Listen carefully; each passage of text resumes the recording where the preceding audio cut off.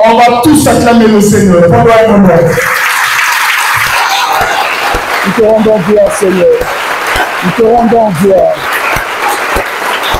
Nous te rendons gloire. Nous te rendons gloire, Seigneur. Reçois nos acclamations. Il y a la vie dans ce que nous faisons, c'est un acte d'adoration. Nous te ferons des acclamations comme action de grâce. Amen. Maintenant, on va tous pousser les cris de joie. On les pousse tous.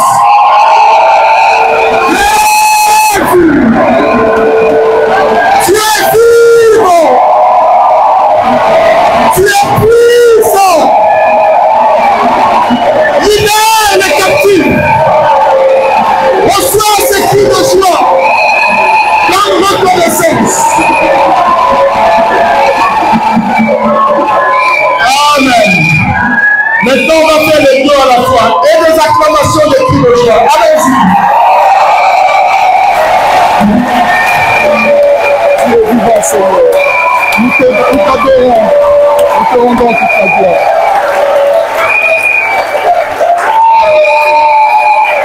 Amen. Amen.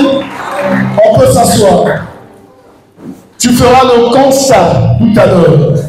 Là où tu avais les douleurs ont disparu. Quand tu rentreras à la maison, l'atmosphère de ta maison va changer. Parce que la gloire, les acclamations sont pour toi des actions de grâce. Les cris de joie sont des cris de victoire pour toi. J'ordonne, je décrète pour toi que ce que tu as accompli en adorant Dieu par des chants apporte vie dans ta famille et dans ta maison. Vie dans tes finances et dans tes activités. Brise tes limites au nom de Jésus. Amen. Nous allons prendre nos Bibles dans le livre d'Ézéchiel. Ézéchiel chapitre 1, verset 1. Ézéchiel chapitre 1, verset 1. Est-ce que quelqu'un a sa Bible? Il faut toujours avoir les deux versions. La version papier et la version électronique. Comme ça, quand vous avez un temps mort quelque part, vous n'avez pas votre Bible en papier, vous pouvez utiliser la version électronique avec vos téléphones. Nous sommes déjà à la place. Ézéchiel chapitre 1, verset 1. Puis, nous lirons Ézéchiel verset 1, chapitre 1, verset 10. Je vous prie très poliment de vous lever. Nous allons lire la parole de Dieu. Donc nous avons en tout deux versets que nous allons lire dans un même chapitre. Ézéchiel chapitre 1, verset 1. Puis nous allons prendre le verset 10. La 30e année, le 5 du 4e mois, comme j'étais parmi les déportés près du fleuve du Kébar, les cieux s'ouvrirent et j'eus des visions divines. Je vais reprendre. Ézéchiel chapitre 1, verset 1. La 30e année, le 5 du 4e mois, comme j'étais parmi les déportés près du fleuve du Kébar, les cieux s'ouvrirent et j'eus des visions divines. Verset 10. Quant à l'apparence de leur face, ils avaient tous une face d'homme, tous quatre une face de lion à droite, tous quatre une face de bœuf à gauche, et tous quatre une face d'aigle. Que Dieu vous bénisse pour vous asseoir. Celui qui nous parle, c'est le prophète Ézéchiel. Ézéchiel est considéré dans la Bible comme un prophète majeur. Le concept prophète majeur, la Bible n'a jamais dit tel prophète est mineur, tel prophète est majeur. Mais lorsque vous étudiez la Bible, vous allez constater que tous les prophètes n'ont pas eu le même volume de travail, le même volume de ministère, le même volume d'activité. La Bible dit que Israël a connu deux grands prophètes. Deux. il y a Moïse et il y a Élie. 2. Ça veut dire que dans la suite, il y a aussi des prophètes, des grands, mais pas au même titre qu'Élie, pas au même titre que Moïse. Alors celui qui nous parle, c'est Ézéchiel. Ézéchiel est d'abord sacrificateur. Et la particularité avec Ézéchiel, c'est qu'on n'était pas sacrificateur en Israël avant l'âge de 30 ans. Le verset que nous venons de lire, le premier, on dit à la 30e année. À la 30e année de qui? D'Ézéchiel. Dieu savait qu'il était sacrificateur, qu'il était déporté. D'autres versions disent captifs. Ils étaient déportés. Pendant qu'ils étaient déportés, Dieu avait accordé à Ézéchiel aucune vision, aucune parole de connaissance, aucune parole de sagesse. Sur la trilogie, les 3 grands éléments qui constituent le ministère prophétique, la prophétie, la parole de connaissance, la parole de sagesse, tout s'ajoute à cela les songes et les visions. Vous allez voir que Ézéchiel n'avait reçu aucun songe, aucune vision, aucune parole de connaissance, aucune parole de sagesse. Il n'avait ni interprété une vision, ni interprété un songe. Pendant tout ce temps, il était sacrificateur. Dieu marchait avec lui en tant que sacrificateur. Mais le jour qu'il a eu ses 30 ans, la Bible dit, la 30e année, Dieu s'est révélé avec lui par des visions et il a eu les yeux ouverts. Je veux parler de l'esprit de maturité. Jusqu'à 29 ans, 29 ans et demi, 29 ans et 363 jours, aucune vision. Mais lorsqu'il a eu ses 30 ans, Dieu considère 30 ans comme les Juifs, comme l'âge de la maturité. C'est quand il atteint l'âge de la maturité que Dieu lui a donné des visions. La première des choses, il a eu des visions. La deuxième des choses, le ciel était ouvert. Le ciel n'était pas ouvert sur tout le monde, mais que sur lui, parce qu'il avait atteint la maturité. Lorsque Jésus va dans les eaux du baptême, il a 30 ans. Lorsqu'il sort des eaux du baptême, le ciel s'ouvre, Dieu parle, et cette fois-ci, tout le monde entend. Ceux qui n'ont jamais entendu la voix de Dieu, ce jour-là l'avaient entendu. Celui-ci est mon fils bien-aimé, en qui j'ai mis toute mon affection, tout mon amour. Ça veut dire que Dieu considère la maturité comme le moyen par lequel il peut te donner certaines responsabilités. Il peut te confier certaines grâces. Il peut te confier des visions. La richesse d'Ézéchiel, c'était les visions qu'il avait reçues ce jour-là, premièrement. Et deuxièmement, sur l'ensemble de son ministère, le ciel était ouvert. Il y a des choses qu'on obtient de Dieu que quand on devient mature. Nous sommes en 87-88. Je viens de faire mon CEP. Nous, on appelait ça CP. Certificat d'études primaires élémentaires. Je viens de faire mon CEP. Et à l'issue de cet examen, je suis admis. Mais j'étais un champion au jeu de la bille. Je jouais très bien la bille. J'étais parmi les meilleurs du quartier. Et moi, je ne jouais pas les histoires une bille, deux billes. Moi, c'était 50, 30, 40. J'étais redoutable. Ce qui fait que tout le temps, les gens me tapaient. Les gens plus âgés que moi. Parce que je jouais mieux à la bille. On passe en 6e. Un matin, je me réveille. Je dis aux amis, on va jouer à la bille, on va se défouler. Il y a un de mes amis qui dit, non, nous, on a décidé de ne plus jouer à la bille. On est en 6e maintenant. On a quitté le préscolaire et le primaire. Maintenant, c'est le secondaire. Ça veut dire qu'on a gagné en expérience, en connaissance. Ce n'est plus 2 x 2, 4. Là-bas, c'est la factorisation. Donc, il faudrait que quelque chose change. C'est comme ça que j'ai arrêté de jouer au jeu de la bille. Pourquoi? Parce que mes amis m'avaient fait comprendre qu'on avait grandi. La maturité, c'est la croissance. Je vais vous expliquer la maturité. Quand vous prenez les fruits, un fruit mature, c'est un fruit mûr. D'accord? Lorsque un fruit est mûr, il vous donne toutes ses saveurs. Vous suivez? Si vous prenez une mangue mûre, de la banane mûre, de la papaye mûre, jamais une papaye mûre et amère. Jamais une mangue mûre et aigre.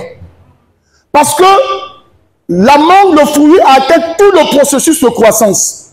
Et le processus de croissance ayant atteint son apogée, la mangue vous révèle, le fruit vous révèle toutes ses saveurs. Maintenant, chez l'homme, la maturité, c'est le développement total, le plein développement, le plein épanouissement. Dieu avait jugé que sur le plan spirituel, Ézéchiel avait atteint la maturité. Il y a des choses que Dieu ne te donnera pas si tu ne sais pas prier. Il y a des choses que Dieu ne te donnera pas si tu ne sais pas jeûner. Il y a des choses que Dieu ne te donnera jamais si tu n'as pas la connaissance de sa parole. Parce que ce que Dieu te donne n'a pas de contre-valeur financière. Je vais t'expliquer. Lorsque Jésus ressuscite Lazare, quelle est la compensation? Quel est le montant d'argent que la famille de Lazare peut donner à Jésus pour la résurrection de Lazare? Tout ce qui est spirituel n'a pas de contre-valeur financière. L'onction, on ne l'achète pas. Vous ne pouvez pas acheter l'onction. Voilà pourquoi ça se transmet. Est-ce que tu me suis? On ne peut pas acheter le don de parler en langue. Celui qui parle en langue, dit la Bible, proclame des mystères. Par principe, un mystère, on ne peut pas l'acheter. Celui qui interprète les langues, vous parlez en araméen, vous parlez en grec. Il est au fin fond d'Infondo. Il n'a jamais écouté le grec. Il n'a jamais écouté l'espagnol. Mais vous parlez en espagnol, lui il écoute, il interprète. C'est sur la base de quoi vous allez acheter. Lorsque Jésus guérit Bartimée, aveugle né, c'est sur la base de quoi vous allez acheter la guérison. Donc tout ce que Dieu investit en toi n'a pas de valeur financière. C'est au-delà. La chose de Dieu, on ne peut pas l'acheter. Le ministère, on ne peut pas l'acheter. La grâce, on ne peut pas l'acheter. La puissance, on ne peut pas l'acheter. Et parce que Dieu a constaté que Ézéchiel, qui était sacrificateur, devient mature, il le fait progresser. Dieu veut te faire progresser. Mais ta part de responsabilité, c'est ta maturité. Pourquoi il y a des gens qui ne reçoivent pas de guérison? Ce n'est pas que Dieu n'a plus de puissance. Ce n'est pas que Dieu ne veut pas le guérir. Le don de guérison pour se manifester dans leur vie, ils doivent devenir matures. Regarde, quand Dieu investit en toi sa puissance, sa grâce, et que toi tu prends cette grâce, tu prends cette puissance, tu vas la compromettre dans la prostitution, Dieu sait que tu as perdu un investissement. Dieu est comme un commerçant. Je ne dis pas que Dieu est commerçant. Ce qui fait vivre le commerçant, c'est le profit. Moi, je suis commerçant. Je ne peux pas travailler dans une activité où je ne gagne rien. D'accord? Dieu ne peut pas travailler avec un homme où il ne gagnera rien. Dieu ne peut pas investir de la puissance, de la grâce, de la force, des dons, s'il ne gagne rien. Regarde, Jésus dit ceci. Un homme devait voyager. Il fait appel à ses serviteurs. Le premier, il lui donne des talents. Il donne 5. Le deuxième, il donne 3. Le troisième, il donne un seul talent. Pourquoi Jésus donne à un des serviteurs un seul talent? C'est simple. Parce qu'il sait, il connaît ses capacités. Il ne peut pas aller au-delà de 2 talents. Dieu est un investisseur sérieux. Pourquoi a-t-il donné à Moïse la puissance de séparer les eaux, mais à Josué la puissance de bloquer le soleil et la lune? Parce que les temps ne sont pas les mêmes. Le travail abattu par Moïse est un travail de précurseur. Mais après, il faut le continuer. Si on continue avec la puissance de faire sortir les sauterelles, les grenouilles, de provoquer les ténèbres, les Égyptiens n'auront plus peur parce qu'ils vont s'habituer. Mais cette fois-ci, Dieu amène Josué dans une autre dimension. Josué fait quoi? Il arrête la lune, il arrête le ciel. Que fait-il encore? C'est pour la première fois qu'il y a eu la pluie des pierres. Généralement, c'est l'eau qui monte vers le ciel pour retomber. Mais cette fois-ci, Josué, lorsqu'il prie, il y a une pluie de pierres qui ne tue que de ses adversaires. Donc, Dieu est un investisseur sérieux. Dieu veut investir dans ta vie. Mais le problème, c'est que tu n'as pas encore 30 ans. 30 ans ici, ce n'est pas seulement l'âge. 30 ans, c'est l'esprit de maturité. Regarde, tu es chrétien. Qu'est-ce qui fait que chaque samedi, tu vas dans les boîtes de nuit? Est-ce que Dieu t'a investi l'onction du plaisir? Tu as vu ça dans la Bible? Et donc Dieu ne peut pas aller au-delà parce que ce qu'il a investi en toi, tu vas dissoudre ça. Tu vas détruire ça dans les lieux de plaisir. Il y a des gens qui avaient un bel avenir. Un avenir promettant. Ils montaient, ils poussaient. Mais puis ils ont amené la compromission. Ils n'ont pas su devenir matures.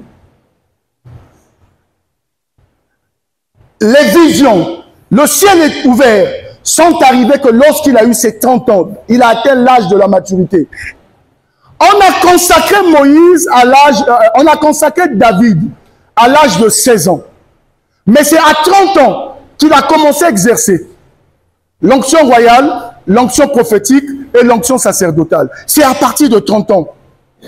Dieu te veut mature. Grandis, mais grandis une fois. Tu sais que moi j'ai un père spirituel. Moi je te dis, je suis un père spirituel. J'ai un père spirituel. Je lui demande des conseils. Lorsque j'ai eu la possibilité de trouver un terrain pour commencer l'œuvre, je l'ai appelé, il m'a donné des conseils. Et puis j'ai dit, avant de commencer, je vais le voir à Pointe-Noire avec une offrande, il va prier pour moi. Je suis le fruit de son apostolat. Vous comprenez? Amen. Pourquoi Élisée a séparé le Jourdain en deux? Parce que lorsque Élie est monté, le manteau de Élie est resté. C'est pas avec son propre manteau. Il a pris son propre manteau, dit la Bible, il l'a déchiré. Parce que son manteau ne représentait rien devant le Jourdain. Les esprits de Zo, les esprits de Jourdain ne le connaissaient pas, mais connaissaient bien Élie. Ce qui fait que lorsqu'il a pris le manteau d'Élie, le Jourdain n'a fait que se soumettre lorsque Élisée a frappé le manteau sur le Jourdain. Ça veut dire qu'il a commencé avec une grâce qui n'était pas la sienne, mais qui venait de son père. Heureux ceux qui ont des pères. Et non seulement ils ont des pères, mais ils écoutent leur père. Heureux ceux qui travaillent sous la bénédiction de leur père. Le manteau d'Élie était la bénédiction d'Élisée. S'il a séparé le Jourdain avec le manteau, il pouvait ressusciter les gens avec le manteau. Parce que c'était le dépôt, c'était la recommandation, c'était la bénédiction d'Élie pour lui. Il manque à l'église l'esprit de maturité. Tu ne peux pas fuir un culte où tu sais que Dieu est présent. Tu peux prier, il va t'écouter, t'exaucer. Tu ne peux pas fuir un culte pour une série. Pour une émission de télévision. Mais c'est trop enfantin. Ça montre que l'esprit de maturité te manque. Tu as toujours commencé un projet, mais tu ne l'achèves pas, quel que soit le projet. Pourquoi? Parce que lorsqu'on manque l'esprit de maturité, on manque l'esprit de détermination. Un homme mature est toujours déterminé. Jésus a dit ceci. Si quelqu'un veut bâtir une maison, qu'il s'asseye. Et qu'il fasse quoi? Qu'il réfléchisse. Pourquoi Jésus le dit? Jésus lui-même, il est mature. Il est venu sur la terre, non? Il a accompli la volonté de Dieu et la volonté des hommes. Lorsqu'il se faisait baptiser, il se faisait baptiser pourquoi? Pour accomplir la volonté de Dieu. Mais lorsqu'il devait payer l'impôt, il faisait quoi? Il accomplissait la volonté des hommes. Parce qu'il est venu sur la terre des hommes. Dans le verset 10, Ézéchiel nous parle de cet animal qui avait 4 visages. Il avait le visage d'un homme. Jésus était un homme. Il avait le visage de lion. C'était un lion. La royauté. Il avait le visage d'un bœuf. C'était un travailleur. Le bœuf, c'est le symbole du travail. Jésus n'était-il pas charpentier? Pourquoi toi, jusqu'à ton âge, tu n'as pas de métier? Mais parce que l'esprit d'enfantillage te fait croire que la réussite, c'est un hasard. L'enfantillage te fait croire que la réussite vient du hasard. Jamais. Il n'y a que l'échec où on ne paye pas de prix pour ne pas réussir. Si tu veux échouer, tu n'as pas de prix à payer. Sois seulement négligent. Sois irresponsable, tu vas échouer. Mais toute réussite est liée à des efforts. La réussite est le symbole des calculs. Cette année, je vais économiser 2 millions. L'année prochaine, 3 millions. L'année prochaine, 5 millions. À 6 millions, je commence une activité.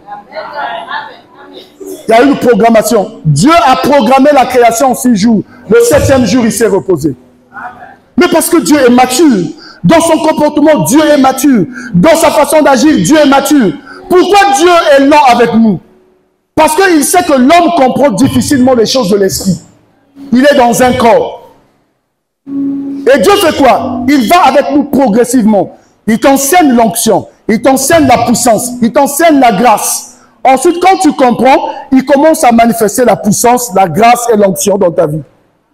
La grâce, l'onction, la puissance, ce n'est pas l'apanage des pasteurs, c'est pour tous les enfants de Dieu.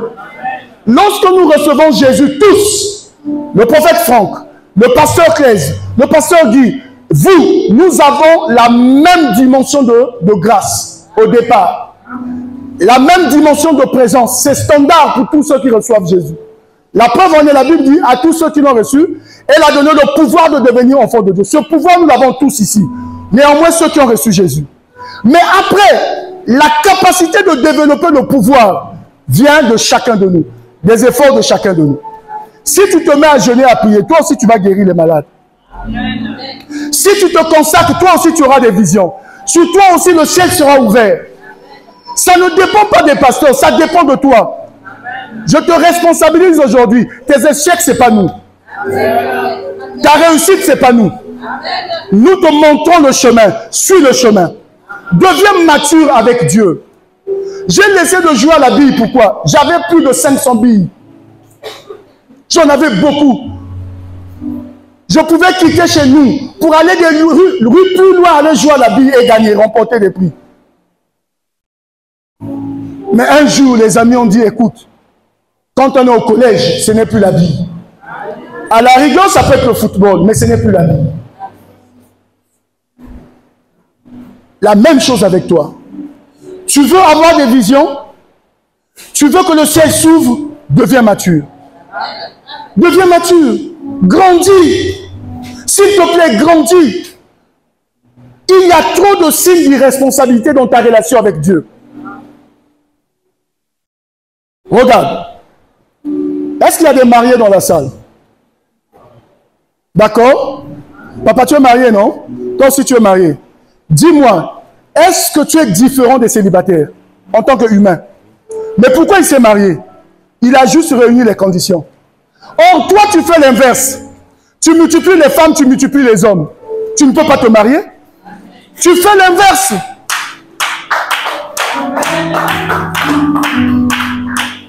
Si tu es appelé à avoir un homme, tu es appelé à avoir une femme, mais tu n'as aucune raison de multiplier les partenaires. Tu dois te mettre avec un homme, concevoir le projet de mariage, cheminer ensemble pour réaliser le mariage. Ceux qui le font ont l'esprit de maturité. Parce que de toutes les façons, tous les hommes sont pareils. Toutes les femmes sont pareilles. Tu as déjà vu une femme qui a 17 mains? C'est toujours les 5. Il y a des choses que vous devez apprendre à faire ensemble. Il y a des choses, ça va créer des automatismes. Tu sais que ma femme n'aime pas ça, mon mari n'aime pas ça. La maturité te fait comprendre que tu ne vis pas pour les démons. Tu ne pries pas pour les démons. Je suis désolé, je te le dis. Regardez, les jeudis nous prions ici, non? Moi je te vois. Tu penses que moi je ne te vois pas? Je te vois très bien. Quand on chante, on adore, on loue, tu es assis. Mais dès qu'on dit maintenant c'est la conquête, on va prier. Tu sais comment tu fais? Tu prends la position. Démon, démon, démon. Le démon sait qu'il n'a pas de problème avec toi, tu l'as déjà vaincu.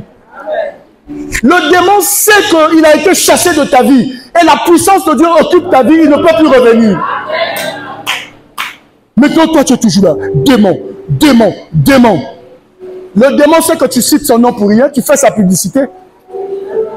Tu es en train de bien faire sa publicité. À la maison, à 3 heures, tu chasses les démons. Prière de midi, tu chasses les démons. À l'église, tu chasses les démons, mais tu n'as aucun projet de réussite. Tu vas faire comment? Tu ne réussiras jamais. Quand on a chassé les démons, on réfléchit, on crée la richesse. On cherche le travail, on fait le commerce. Ne vous complexez pas parce que vous avez une carte de marché Total. C'est faux. Tous les jours, les gens vont à Total pour acheter. Les riches et les pauvres. Donc, direction Total. Je n'ai aucune crainte de vendre à Total. Il faut celui qui est mature et décomplexé. On vient à l'église ici, à un moment donné, vous allez voir les sœurs. Elle est en train d'admirer le bazin de l'autre, d'admirer les mèches, les brésiliennes. Au lieu d'écouter la parole, de prier, d'être concentré pour que Dieu te touche et te fasse avancer, toi tu es en train de contempler les bazins, je sais pas, les mèches et tout. Tu gagnes quoi? L'esprit de maturité te fait comprendre que tu es en retard. Tu n'es pas en retard selon le plan de Dieu. Parce que Dieu te fera réussir au temps marqué. Lorsqu'on a l'esprit de maturité, on sait que chaque chose a son temps. Mon temps va venir. Tu es toujours là. C'est parce que tout simplement ton temps n'est pas encore arrivé. Et si ton temps n'est pas encore arrivé, parce que tu es aussi paresseux. Comment tu peux comprendre que ton mari va venir des États-Unis, toi tu vis au Congo? Hein? Et tu es là toujours à attendre. Moi, mon mari va venir des États-Unis. Qui t'a dit qu'il y a des Américains là-bas qui veulent se marier aux Congolaises? Ils n'ont pas peur de venir ici. Marie-toi avec un frère, une soeur. Mettez-vous ensemble, mettez les projets ensemble, priez. Dieu vous donnera la bénédiction. Nous, on ne s'est pas marié riche. Mais au fil du temps, on accumule la richesse. On crée la richesse, on réfléchit, on travaille. Ceux qui n'ont pas l'esprit de maturité croient que la richesse qui est du ciel. Ils font beaucoup d'enfants. Il a un studio avec sa fiancée, avec sa femme. Un enfant. Une année après, la soeur tombe encore enceinte. 2 ans après, ils ont donc en 4 ans, ils ont 3 enfants. Mais ils sont dans un studio. Ils croient que demain, Dieu les bénira pour avoir une villa. Ils n'auront jamais de villa. C'est le genre de personne, comme les enfants ont grandi, il va dans la douche, il se lave, il s'habille dans la douche, il sort, il va au travail. Parce que les enfants ont grandi, il ne peut pas changer de tenue dans le studio. Et là, on va dire quoi? L'esprit de maturité? Non! Vous avez déjà vu dans la Bible, Dieu déterminer le nombre d'enfants à Abraham, à Adam. Chacun de nous détermine le nombre d'enfants, mais faites-le en fonction de votre budget. Yes. Moi, je peux comprendre, excusez-moi. Bouya peut avoir 50 gosses, je peux comprendre. Bruno et toi peut avoir 10 gosses, je peux comprendre. Mais pas toi. Excuse-moi, pas toi. Tu comprends? Parce que, à quoi vont ressembler tes enfants? Quand on achète le yaourt à 100 francs, il a fini le yaourt, il ne jette pas le sachet. Il mâche le sachet. Donc, il veut consommer tout le sucre, mais il ne sait pas qu'il devient toxique. Mais le sachet est toxique. Si ton enfant prend le yaourt, c'est le sachet de 100 francs de la cité. Mais pas Bayo. Bien emballé, non. Et ça, on va dire, Dieu va faire. Dieu ne va pas faire.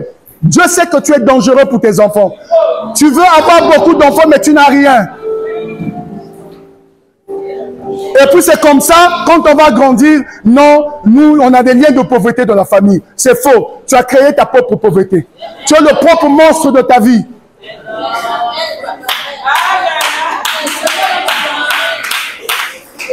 Il faut devenir mature avec Dieu. Mature aussi dans la vie de tous les jours. Il faut réfléchir, il faut programmer les choses.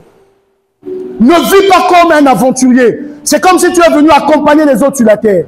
Dieu a suffisamment de puissance pour te faire propulser. Mais il ne peut pas te donner cette puissance parce que tu n'es pas mature. La puissance est un investissement sûr. Tous les démons ont peur de la puissance. Tous les sorciers ont peur de la puissance. Regarde, il y a des choses que tu n'as jamais vécues. Lors de l'une de nos missions au nord, nous sommes rentrés dans l'eau à 7 heures pour baptiser. On est sorti à 12 heures. On avait plus de 300 personnes à baptiser.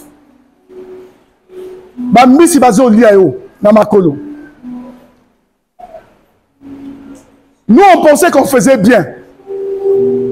Mais on faisait mal. Tu rentres dans l'eau, mets les chaussures. Ne reste pas plus de 2 heures dans l'eau. Tu vas faire l'hypoglycémie. On est sorti de là avec des sensations de fièvre, croyant qu'on faisait l'œuvre. Et pourtant, on pouvait faire des rotations. Nous n'étions pas obligés en 5 heures du temps de baptiser 300 personnes.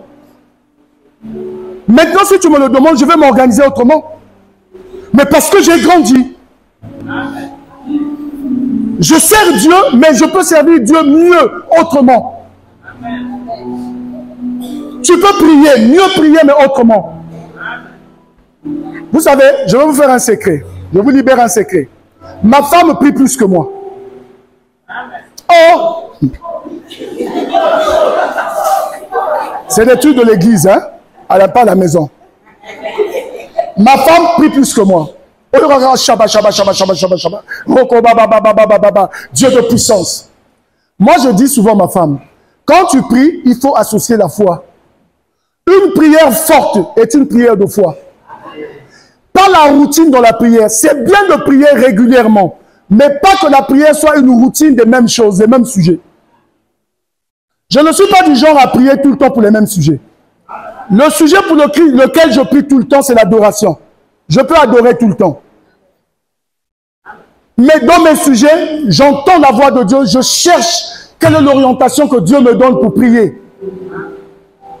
Tu as besoin de devenir mature. Dans ta façon de prier, mature. Dans la connaissance de Dieu, mature. Dans la connaissance de la parole de Dieu, mature. Dans ta gestion du foyer, mature. Dans ta gestion des affaires, mature. Quand tu as un rendez-vous, tu honores le rendez-vous. Quand tu fais les affaires, tu es honnête. Quand tu as un projet, tu vas jusqu'au bout. Je te donne un secret pour réussir un projet financier. Ouvre un compte. Va en banque. Je vous fais la publicité des banques. UBA, les comptes sont gratuits. La CAPED, c'est 10 000. Ouvre un compte, commence à épargner. Travaille pour ce projet, commence à prier. Tu verras le projet se réaliser. Un jour, en 2013, on m'avait choisi comme traiteur pour célébrer les 70 ans de Sainte-Anne. Et le protocole d'État est arrivé. Ils ont inspecté mon buffet. Quelque temps après, la première dame arrive. Voilà quelqu'un qui sert la première dame, qui a l'opportunité de lui parler de son entreprise, mais à un moment donné, la peur me gagne. La première dame était à côté, à moins d'1 mètre. Je me suis dit, voilà l'occasion, je vais lui dire que mon traiteur, mon activité, a besoin peut-être d'1 million pour acheter le matériel. On discutait comme ça, je servais et tout ça. À un moment donné, j'ai dit, est-ce qu'elle va donner? Le doute est rentré. Voilà quelqu'un qui pouvait recevoir 1 million gratuitement pourvu qu'on lui dise de servez-le. Mais j'ai eu honte, j'ai eu peur. C'est ce que tu fais. Quand tu penses que tu as un projet de 2 millions, tout de suite tu as peur. Mais 2 millions, c'est un montant, c'est un chiffre. Tout le monde peut le toucher, tout le monde peut l'avoir. Tu t'attendais à quoi? Que je te dise Jean 3, 16. Je te parle des choses de la vie. Maintenant, ce n'est plus la sorcellerie. Si tu échoues, ce n'est pas la faute au sorcier. Le sorcier te craint parce que tu as Jésus en toi. Le marabout a peur de toi. Le féticheur a peur de toi. Tu es un investissement sûr de Dieu. Dieu a investi en toi son esprit, sa puissance, sa présence. On te craint. Bon, quand les démons, les sorciers ont fini de te craindre, maintenant prends ta vie en charge. Commence à t'organiser. Quelle est l'activité que toi tu ne peux pas réaliser? Quel est le projet que toi tu ne peux pas réaliser? Avec la puissance de Dieu, avec la grâce de l'Esprit de Dieu. C'est parce que tu es hésitant, parce que tu es paresseux, parce que tu es fainéant, parce que tu veux vivre sans ambition. Un homme qui réussit a de l'ambition. Une femme qui réussit a de l'ambition. Vous savez, je dis quelque chose, hein? Mais comprenez-moi. La plupart des pasteurs sont pauvres. Mais je fais partie, non, des pasteurs. Donc je vous dis quelque chose, c'est un secret de ma corporation. La plupart des pasteurs sont pauvres.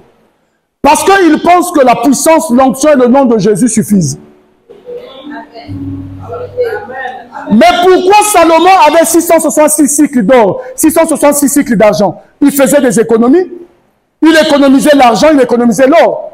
Quand même c'est le symbole de l'apostasie, mais Salomon avait de la richesse. Il a fait quoi? Il était roi, établi de Dieu, mais il travaillait. Il accumulait les richesses. C'est ce qui nous manque. Il y a beaucoup de pasteurs, des champions, suivis de midi. Il sait que chez lui, il n'y a pas de foufou. Il y a un peu de cuisse de poulet, il manque de foufou. Il fait la ronde des sœurs en Christ pour avoir un peu de foufou. Nous, on refuse ça. Nous, ici, on refuse. Oui, nous sommes des pasteurs responsables. Nous ne dépendons pas des suivis de midi. Nous travaillons. Oui, nous travaillons. Quand on exerce le ministère, on travaille. Hein? Ce n'est pas un travail moindre. Mais à un moment donné, le renouvellement de l'intelligence me dit que cette église n'est pas capable de faire des bons salaires. Donc, qu'est-ce qu'on fait? On prend à côté.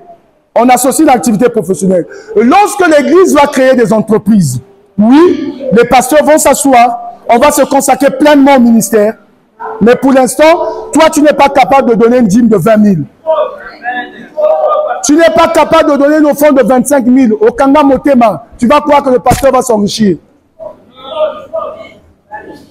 C'est pas ça? Mais on était là, non? Dernièrement, pour les toilettes. Ah, on va construire les toilettes. Après, qu'est-ce qu'on a constaté? Les gens ont commencé à se refroidir, à présenter leurs propres problèmes. C'est ça l'église, la réalité, malheureusement. Quelqu'un peut grandir, il grandit avec Dieu. Lorsque Dieu ouvre, donne les visions premièrement, et deuxièmement, il ouvre le ciel. Pourquoi? Parce que Ézéchiel devient mature. Il a la connaissance de la chose de Dieu. Il a été sacrificateur dans un premier temps. Si vous lisez le verset 3, fils de Bozi, sacrificateur. Il était sacrificateur. Dieu lui donne comme un deuxième ministère. Le premier, c'est la sacrificature. Le deuxième, c'est le prophétique. Dieu ouvre les cieux pour lui permettre de travailler sur les deux. Parce qu'ils sont en déportation. Il est sacrificateur, il est prophète. Comme David, il a l'onction royale, il a l'onction prophétique, il a l'onction sacerdotale. Mais que fait Dieu? Dieu garde les cieux ouverts sur lui. Parce qu'il a besoin de la bénédiction, il a besoin de la grâce, il atteint la maturité. Lorsque vous atteignez la maturité avec Dieu, Dieu ne nous bénit pas une seule fois. Il vous bénit de façon continue, de façon permanente. Tous les jours, vous avez besoin de sa bénédiction, de sa grâce.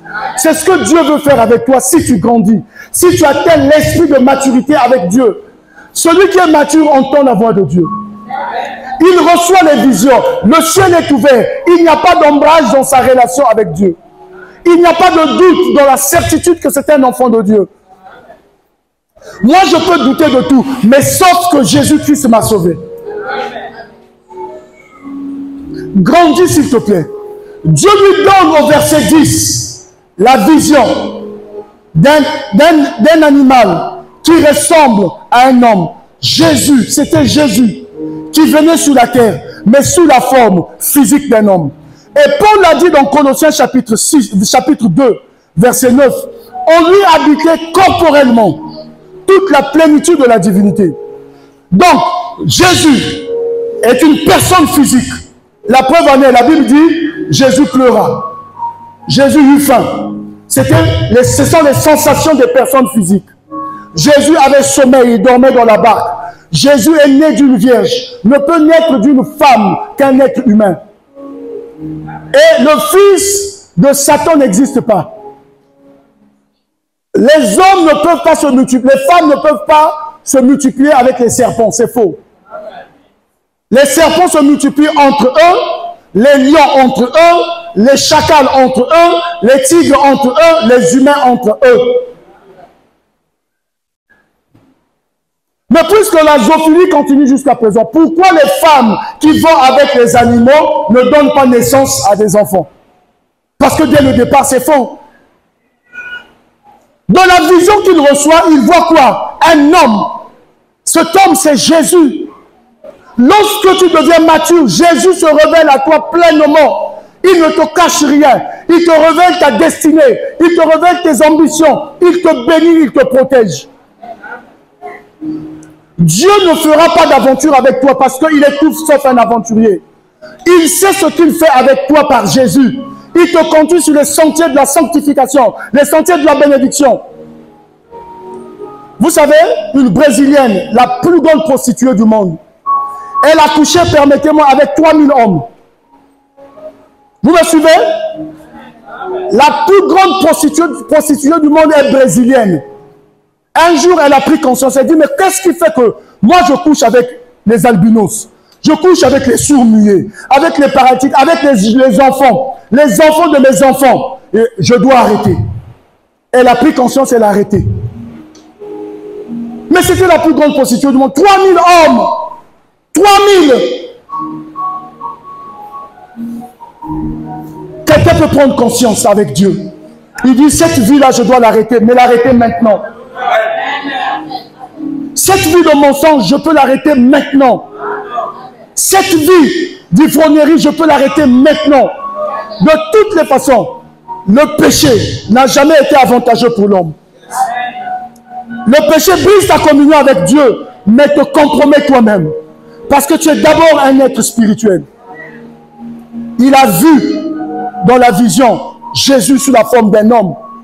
Et Paul l'a dit, comme je vous l'ai donné le verset, dans Colossiens chapitre 2, on lui habitait corporellement, donc physiquement, toute la plénitude de la divinité. Et lorsqu'il voit un homme, puis il voit un lion. Cet homme est à la fois humain et lion. Il est le lion de la tribu de Juda, Jésus. Le lion est le symbole de la royauté. Le lion n'est pas l'animal le plus fort, mais il est l'animal le mieux organisé, le mieux servi. Lorsque le lion est assis, la reine va pourvoir aux besoins du lion. C'est la reine qui fait nourrir le lion. Parce que le lion a une couronne autour de sa tête. Mais le lion a un caractère d'être qui doit dominer. Il n'est pas plus le plus fort. Mais lorsqu'il pousse ses cris, toute la forêt se tait. Parce que sa voix est autoritaire. Sa voix est symbolique. Jésus est le roi humain que Dieu nous a donné. Il est le roi qui est venu sur la terre.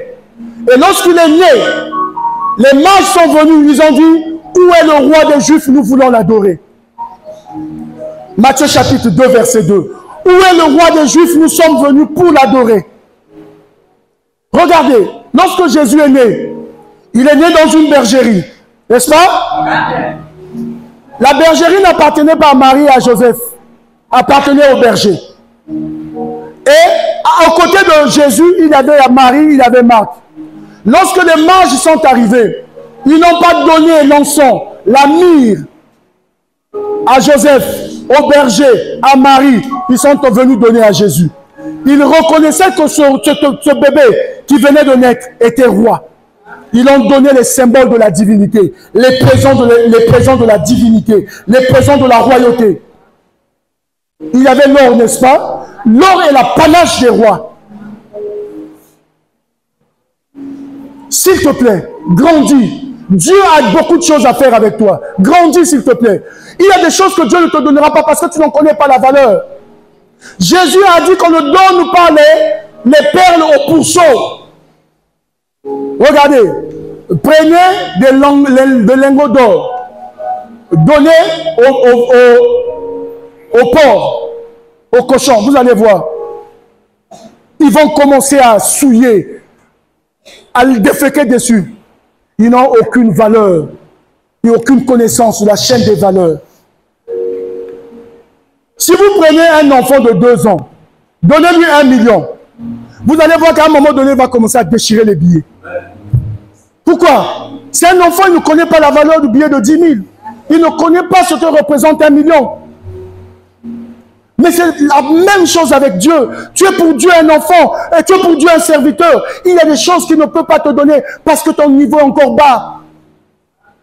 Tu penses que parce que tu as faim, tu peux te compromettre avec un homme. Tu penses que parce que tu as faim, tu peux voler. Mais Dieu sait que si tu demandes, il te donnera. N'est-il pas écrit, demander, il vous sera donné? À qui cette parole? Aux enfants de Dieu que nous sommes. Nous oublions ce que Dieu est pour nous. Dieu est pour nous un Père. Vous le prenez toujours comme l'Éternel des armées. Donc il y a un fossé entre vous et Dieu. Parce que vous le prenez pour l'Éternel des armées. Dieu est votre Père. Moi, j'ai eu un père. C'était l'un de mes meilleurs amis. On pouvait rester en caleçon en train de discuter, nous deux. On parlait des choses de la vie. On pouvait se mettre à rigoler, à faire des projets. Deux fois avant de dormir, il m'appelle, il me dit, mon fils, je vais bientôt dormir. Je lui dis, bonne nuit, papa, Dieu te garde. Aucune fois, mon père m'a traité comme un esclave. Parce que j'étais son fils. Aucune fois, Dieu te traitera comme un esclave. Mais tu t'es mis dans la position d'esclave. La Bible dit dans Galates chapitre 4, verset 1. Or, je dis, aussi longtemps que l'héritier est un enfant, il ne diffère en rien en un esclave. C'est quoi un esclave? C'est quelqu'un qui est soumis à une domination, soumis à un pouvoir. C'est quoi un enfant? C'est celui-là qui n'a pas encore la souveraineté de ses décisions. Et beaucoup le sont. Dieu te demande de faire quelque chose. Tu dis si Dieu le veut. Un jour, j'étais quelque part. On sortait de la guerre de 98-99. Il y avait souvent des braquages dans la ville. Et nous étions quelque part, les policiers poursuivaient les braqueurs. Et il y a eu échange de coups de feu entre la police et les braqueurs. Comme les braqueurs étaient dans un véhicule, les policiers étaient dans les véhicules, nous nous sommes retrouvés dans la zone où il y avait beaucoup de coups de feu. J'ai dit à un frère qui était là, écoute, on se déplace rapidement, on doit quitter la zone. Il me dira, pasteur, si Dieu avait dit que tu mourras aujourd'hui, tu mourras. Je lui ai dit, je ne suis pas immature comme toi. La Bible me dit ceci, l'homme prudent voit le mal de... Et qu'est-ce qu'il fait? Passola. À Wellinzela. Toi, tu me dis que si Dieu avait décidé que je vais mourir aujourd'hui, ma mort ne dépend pas toujours de Dieu. Si je décide de me prendre le poison aujourd'hui, je vais mourir. Mais si je ne prends pas le poison, je vais continuer à vivre. L'esprit de maturité me rend responsable. Ici, il y a des coups de feu, je peux prendre une balle perdue. Qu'est-ce que je fais? Je me mets à ramper. Quand je serai devant, je vais commencer à courir. Je me mets à l'abri. Mets-toi à l'abri de l'ignorance. Dieu veut que tu aies la connaissance de la parole. Qui va lire la Bible à ta place? Ton problème, c'est de venir aux enseignements. Mais tu ne viens même pas.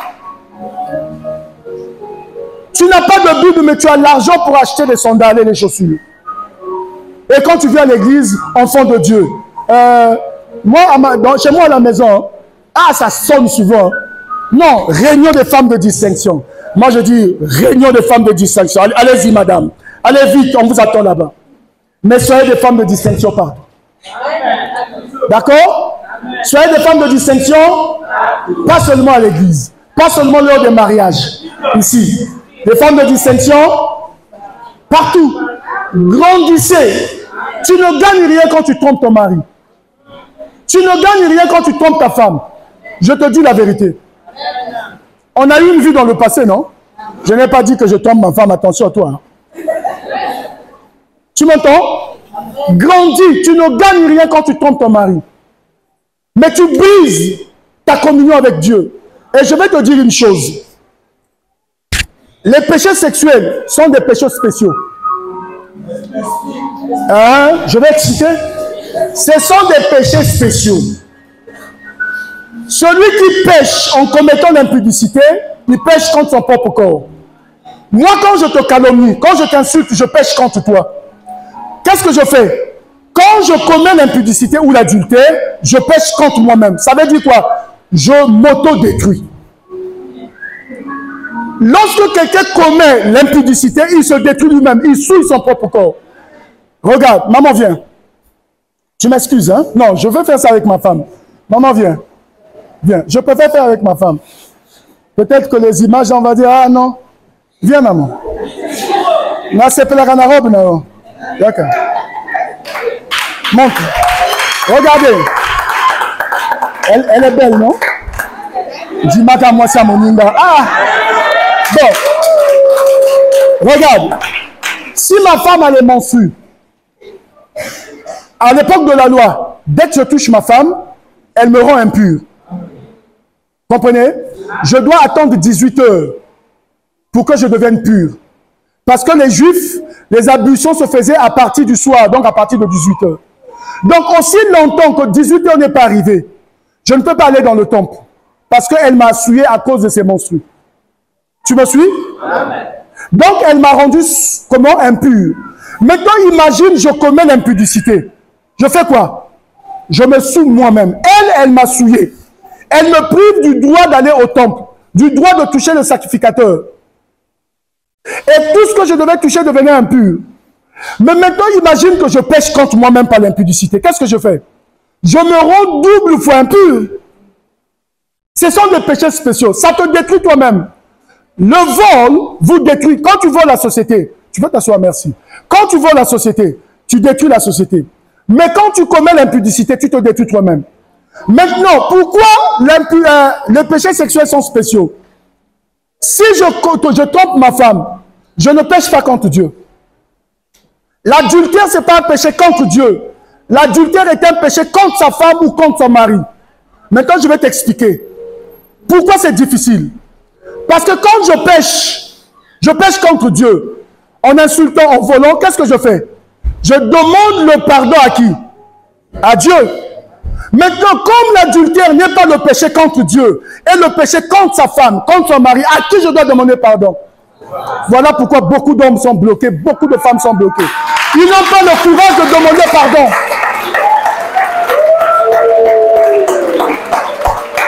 L'adultère est le péché qu'on commet contre sa femme. J'ai été adultère parce que je suis infidèle à ma femme. S'il vous plaît, ne suivez pas les théories sur Internet. Oh non, l'adultère, ce n'est pas le péché des hommes, c'est le péché des femmes. C'est l'infidélité. Tu m'entends? À l'époque des Juifs, tu ne pouvais être polygame. Donc, quand tu vas dans la polygamie, tu ne commets pas l'adultère. Jésus a dit, au commencement, un homme et une femme. Avec qui Adam allait-il tromper Ève? Dis-moi, quelle était la maîtresse de Adam? Dites-moi, quelle était la maîtresse d'Adam? Quel était le compagnon de Ève? Avec qui Ève devait-il tromper Adam? Avec personne. Donc le mariage, c'est un homme et une femme. Pas deux hommes, pas deux femmes. Pas trois personnes. La corde à trois fils se coupe difficilement. Pourquoi? Parce que la première corde, il y a l'homme. La deuxième corde, il y a la femme. La troisième corde, c'est Dieu qui les unit. Le mariage est une institution que Dieu a établie. Le mariage, ce n'est pas une invention des hommes. C'est Dieu. Donc, les péchés sexuels, c'est des péchés spéciaux. Tu trompes ta femme, c'est à ta femme que tu dois demander pardon. Mais tu sais que tu ne peux pas demander pardon à ta femme parce que tu vas briser la confiance, tu vas briser quelque chose. Moi, je suis le genre de pasteur. Si tu me dis que tu as commis l'adultère, tu vois mon coup de poing là? Kéba. Bref, non, il faut pardonner. D'accord? Il y a des gens, vous devez créer les conditions de pardonner. Vous ne pouvez pas garder ça longtemps dans votre vie, ça va vous déranger. Vous parlez au pasteur, le pasteur verra comment vous aider à régler le problème de l'infidélité. Parce que depuis que tu as trompé ta femme, tu n'as rien gagné. Tu n'as que des remords. Tu recuses ta conscience tous les jours. Depuis que tu as trompé ton mari, tu recuses ta conscience tous les jours. Parce qu'en réalité, ton mari mérite mieux que ça. Et puis moi, je me disais, si j'étais une femme, pour me draguer au monde, déjà que je suis un homme, je suis compliqué dans ce domaine-là. Je devais te faire marcher. Mais parce qu'à un moment donné, on ne se marie pas avec n'importe qui. On se marie avec quelqu'un qu'on a choisi. On a éprouvé le temps, on a éprouvé son caractère, on a éprouvé son amour pour soi. L'esprit de maturité, même dans le mariage, dans le travail. Moi, je veux que les chrétiens deviennent des femmes d'affaires, des hommes d'affaires. Moi, qu'il y ait des fonctionnaires internationaux ici, des diplomates, des experts comptables. Que Dieu vous bénisse. Mets ta main sur la tête. Dis avec moi, Seigneur, je commence à me distinguer maintenant. Je ne vais pas mourir pauvre. Je mourrai grand. La promesse a été faite à Abraham, mon père. Je rendrai ton nom grand. La bénédiction est sur moi. Au nom de Jésus. Je suis riche. Amen. Tu me comprends? Je vais résumer ceci. Il y a des choses que Dieu ne te donnera que si tu as grandi. Tu m'as compris? Deviens responsable avec toi-même. Quand tu as 1000 francs, tu es un bon frère, une bonne sœur. Mais dès que tu as 50 000, c'est fini. Dès que tu as 100 000, c'est fini. Est-ce que je ne peux pas aller en boîte? Est-ce que je ne peux pas rappeler la fille là? Est-ce que je ne peux pas tenter ce gars là? Mais c'est quoi? C'est quoi? Tu gagnes quoi? Il y a des gens avec 2 millions, ils ne se compromettent pas. Toi, avec 25 000, tu penses que tu peux draguer toutes les femmes. Tu commences à déranger les gens dans la rue avec 25 000. Mais si tu te demandes une bouteille de champagne, tu vas faire quoi? On nous appelle les deux côtés. Et ça leur rappelle les deux côtés.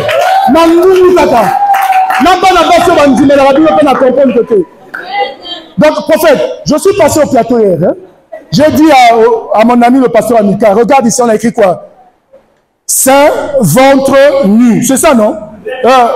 Dehors. J'ai bien vu ça moi-même. J'ai dit, ah! Sein, ventre, dehors. Et puis on a mis une femme, hein? Ventre et sein dehors.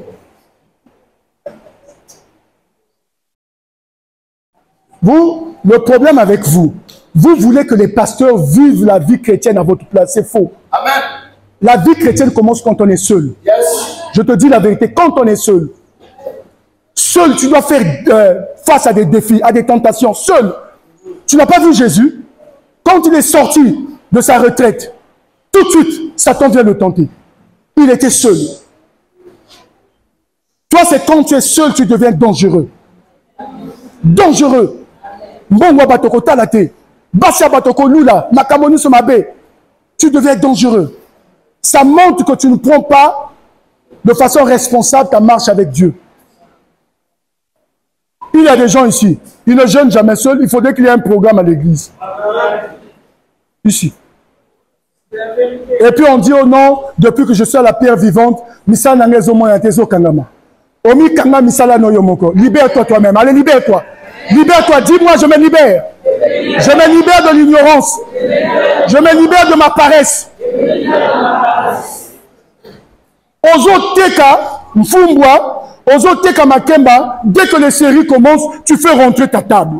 Mais les séries là, ils se font de l'argent, maman. Canal Plus là, il faut payer, non? Oh. Pourquoi tu vas arrêter ton travail, arrêter de vendre parce qu'il y a une série? Ça, chez moi, ça n'existe pas. Après Dieu dans ma vie, c'est l'argent. Vous savez que le monde est dominé par Dieu, par l'argent. Satan n'arrive même pas au genou de l'argent. Parce que même les sorciers vont chercher l'argent. Nous, les saints, nous allons chercher l'argent. Les prisonniers cherchent l'argent. Tout le monde. Tous, on n'est pas sous l'autorité de Satan. Mais tous, nous voulons avoir quoi? Toi, tu as déjà vu quelqu'un acheter l'argent avec l'onction? Et puis, vous devez arrêter de faire ça. On vous demande, qu'est-ce que vous faites dans la vie? Non, je suis un enfant de Dieu. C'est une identité, ce n'est pas une qualification. C'est une identité. Tu vis, tu as l'image de quelqu'un. Tu marches à l'image de Jésus. Mais ce n'est pas une profession. Qui tu es? Je suis comptable. Je suis diplomate. Je suis commerçante. Je suis assistante sociale. Je suis pasteur. Pasteur, c'est une fonction, contrairement à chrétien. Pasteur, c'est une profession. Nous appartenons à une corporation. Je travaille, non? Maintenant, toi, pourquoi tu vas dire, je suis enfant de Dieu, enfant de lumière? Tu n'as aucun métier. Tu n'as pas vu dans la vision d'Ézéchiel qu'il y avait un bœuf. Le bœuf, c'est le symbole du travail, le travailleur. Mais pourquoi Jésus était charpentier? Il avait la puissance pour ressusciter Lazare. Il avait la puissance pour ressusciter la fille de Jairus. Il avait la puissance de guérir Bartimée. Mais il a aussi un petit métier. Mbongwe Zangate. Tozana nguya, toi na ba Bible, nandako, toi na ba livre, simanango, moi aussi quelque chose à Mbongo. Et Zangate. Regarde, tu verras nulle part où on dit la prière répond à tout. L'argent répond à tout. On n'achète pas une VX au niveau de la CFAO avec la prière, avec l'argent. On ne va pas dans la boutique d'un Ouara acheter du pain, du lait, le beurre, le saucisson avec la prière. On achète avec quoi? Donc quand tu as fini de prier, tu fais quoi? Tu vas chercher l'argent. Tu vas créer la richesse. C'est comme ça qu'à 30 ans, à 35 ans, à 40 ans, à 50 ans, tu donnes les offrandes de 75. Tu donnes les offrandes de 100 francs. Moi, je vois les pièces ici. Vous avez donné les mauvaises habitudes aux enfants. Quand ils vont donner les offrandes, vous leur donnez que des pièces. Quand est-ce que tu vas apprendre à ton fils à donner les billets? Hein? Tu es en train de limiter la bénédiction de l'enfant. Tu penses que lorsque l'enfant donne l'offrande, Dieu ne considère pas? Si. Cette offrande va plaider sur la vie de ton fils. Toute sa vie. Apprends à donner des billets à ton fils. Pas des pièces de 25 et de 50. Abomination. J'ai dit, j'ai fini. Ah bon? Abomination. Le dimanche prochain, moi-même, je vais commencer à organiser les offrandes. Dans les cacana va panier boyer. Vous allez... Personne ne va fuir dimanche. Personne ne fuira dimanche. J'aurai 2 paniers. Le panier de billets et le panier de pièces. Les pièces pour les enfants, les billets pour eux, les grandes personnes. Vous allez voir dimanche, certains vont fuir. Mais je serai là dimanche. Je vais tenir les paniers moi-même. On va laisser le système là où on vient donner les offrandes. On fait passer les paniers, vous allez voir. Il y a des gens, oh non, pasteur, à la fin du culte, je vais faire une offrande mobile monnaie. Jamais. Donne ton argent. Bref, l'esprit de maturité, même dans la façon de donner. Jésus était un homme, il était un roi, il était un travailleur. Puis la dernière vision, la dernière phase du vision, c'était l'aigle. Jésus était prophétique. Il voyait plus loin. Il montait plus haut. Il avait compris la pensée de Dieu pour les hommes. S'il te plaît, commence à prévenir les choses. Commence à te préparer. J'ai dit à ma femme, en 2025, il faudrait qu'on s'achète une voiture. Parce que moi, j'ai des problèmes. Il y a des bus, quand je rentre des cours châssis, ah papa, on a venu mon nez, n'a place et belé. Poussez kuna. Vous comprenez? Je pousse, na coquille, na souki. Mais papa pousser, non? Maman n'a pas ça à côté. Ni peine des amis. Faute n'a pas été. Ma botte à ma bongo. Je suis né avec 3 kg 800. Vous comprenez? Et ma mère n'avait que 19 ans, elle avait des déchirures. Comprenez mes émotions, s'il vous plaît. Alors, pour éviter qu'on me dise tout le temps, papa pousse à kuna. Là où je suis un peu bien, c'est dans les coastères. On ne me provoque pas. Oh, papa pousse kuna. Exact. Ma coastère va place ses alliés. Naturel, non? Maintenant, au lieu d'éviter tout ça, qu'est-ce qu'on fait? On achète notre propre voiture, non? Voilà, je commence à préparer 2025 pour acheter une voiture. Toi aussi, commence à te préparer. Tu es resté chômeur longtemps. Regarde, moi je suis contre les frères et les sœurs à la fin du culte qui restent souvent à l'église. Parce qu'ils ont tendance à demander l'argent. Je n'ai pas le bus, je n'ai pas le taxi, on n'a pas mangé à la maison. Dans l'image du culte, lorsque Israël traversait le Jourdain, ceux qui rentraient les premiers dans l'eau, c'était les sacrificateurs. Ceux qui sortaient les derniers après la traversée du peuple, c'était quoi? C'était qui? Les sacrificateurs. Ceux qui doivent arriver ici les premiers, les ouvriers. Ceux qui doivent aller les derniers, les ouvriers. Pas les fidèles pour demander l'argent. Nous les pasteurs, on n'a plus l'argent. On a trop de problèmes. Tous les jours, il faut prier pour vous. Il faut jeûner pour vous. Il faut lire la parole pour vous. On commence à avoir trop de problèmes. Il y a d'autres nous n'en non?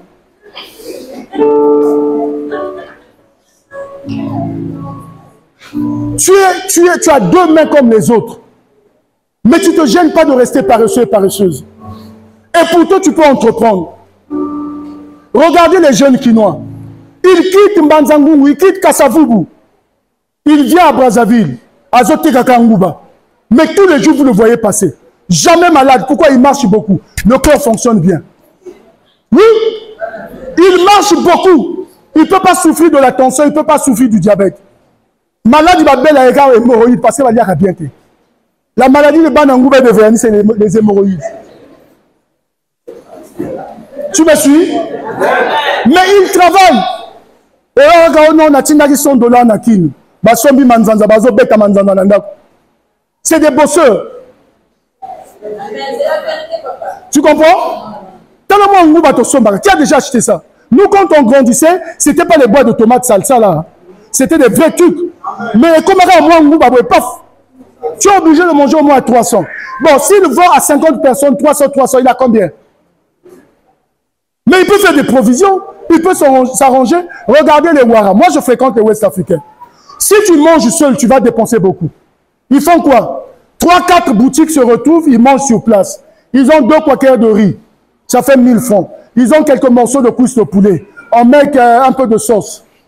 Donc, avec 2000, 5, 6, 10 personnes mangent. Vous me suivez? Mais quand tu manges seul, tu dépenses plus de 2000.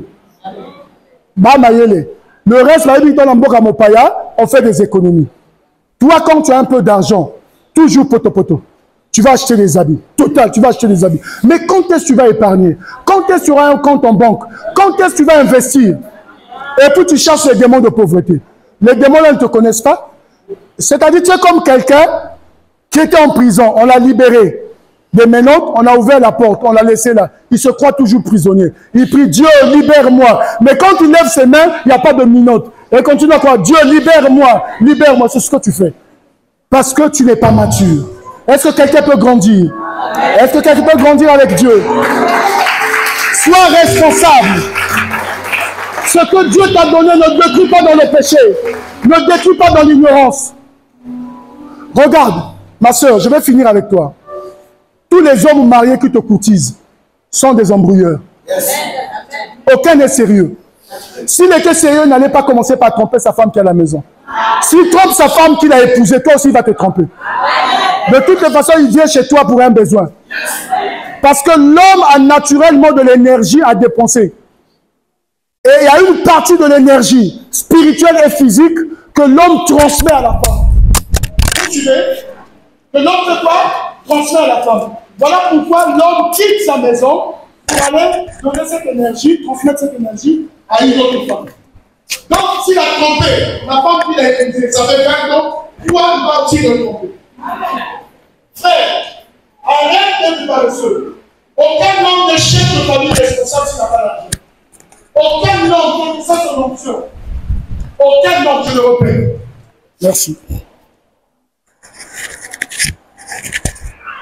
Aucun homme, quelle que soit son option, est responsable s'il n'a pas l'argent. Quelque part, pas tout le temps, pas toujours, quelque part, l'amour fait bon ménage avec l'argent. Tu vas soigner avec quoi ta femme, tes enfants? Avec quoi tu vas habiller ta femme? Vous savez, si votre femme est bien habillée, vous êtes respecté dans votre belle famille. Si votre femme est bien traitée, vous êtes respecté dans votre belle famille. Quand on vous voit, il y a de la déférence, il y a du respect à votre sujet. Pourquoi? Parce qu'ils savent que leur fille ne revient pas le 5 quand on a payé les travailleurs pour demander à sa mère quelque chose parce qu'à la maison, il n'y a rien. Sa mère l'a longtemps nourrie. Elle pensait qu'une fois chez toi, elle aura l'autonomie, mais elle revient toujours. Même moi, dans quoi qu'elle a l'osso, Azua. À mon oignon Azua, à l'huile Azua. Maintenant, la belle-mère se demande, oh, il balagné au quota. Hein? Et les frères pensent que non, c'est un temps de désert. C'est faux. Tu as mal fait les calculs. Tu as mis la charrue avant le bœuf. Il faut créer la richesse pour aimer une femme. Tu comprends? Toutes les femmes, chrétiennes ou pas, aiment les brésiliennes. Toutes les femmes aiment le parfum. Toutes les femmes aiment s'habiller. Et ces frères-là, ils paraissent comme spirituels. Ici, l'homme le plus spirituel, c'est votre pasteur. Personne n'est plus spirituel que lui. L'inférieur est béni par le supérieur. Ici, tout le monde est inférieur. Le seul est supérieur, c'est lui.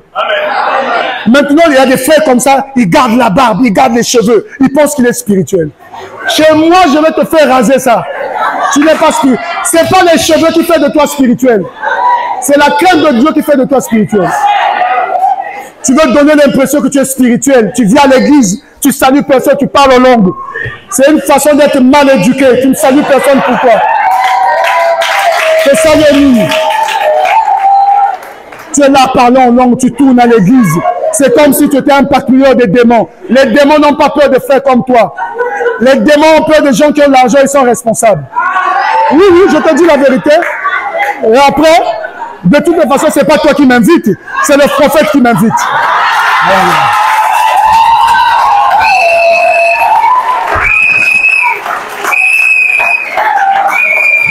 Au moins, il m'a bloqué, hein? M'a bloqué. Dans ton cœur, tu te dis, le pasteur ne doit plus venir. Non, quelque temps après, le prophète va encore m'appeler. Quand je viendrai, je vais rajouter. Tu es paresseux.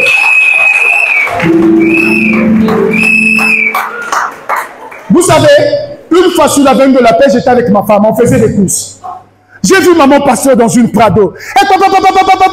Elle faisait signe à ma femme. Mais viens, je suis, tu vas où? Viens, viens. Navania le dit, voilà l'évangile. En ligne utile là. Oui, c'est pas une 15h39 degrés. Aux obètes à boulevard Makolo. Et tu penses que tu es spirituel, mon temps va venir. C'est faux. Si tu travaillais l'argent, tu n'allais pas marcher sous le soleil. Tu allais prendre ton taxi climatisé, tu vas à ton rendez-vous. Bolingi boko sabana abattoir. N'appelle ton bino. Tu dois te gêner, tu as 39 ans. Tu partages le studio avec ta soeur, ta petite soeur. Oui, oui. Maman n'a pas 17 ans. Toi, tu parles seulement en langue. Libala, libala, té. Oh, le panier circule. Mais le panier t'a déjà dépassé. Le panier t'a déjà dépassé. Tu te rends pas compte? Hein? Toi, tu penses que c'est facile de se marier à 39 ans? C'est facile de se marier à 40 ans? Mais les hommes aiment la vie, la viande fraîche. Tu ne sais pas ça? Oui, la bonne total. Allez, on va se lever, on va prier.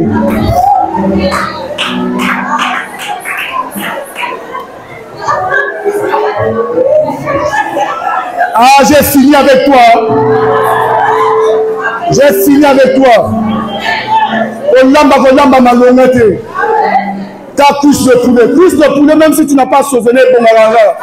Et tiens, mon et bongi. Mais ça va comme un peu non, je suis fatigué. Tu fais aucun effort pour améliorer ta cuisine. Et puis aux femmes mariées. Tolia, tout ça, il te bat là déjà. On ne va pas répudier les femmes parce que c'est la cuisine. On est obligé de vous réapprendre la cuisine. Le secret de la cuisine c'est quoi? C'est un mélange d'ingrédients pour une bonne saveur. Tu m'entends? Un mélange d'ingrédients pour une bonne saveur. C'est ça la cuisine. Tu mélanges les éléments pour donner de la bonne saveur. C'est tout. Maintenant, toi, tu mélanges tout. La même sauce, tu mets jumbo, tu mets adja, tu mets magie. Et comme il bololo. Oh non, je ne sais pas qu'est-ce qui a fait ça. La boucherie là n'est pas bonne. C'est pas la boucherie. Tu ne sais pas mariner les choses. Lève tes mains vers les cieux.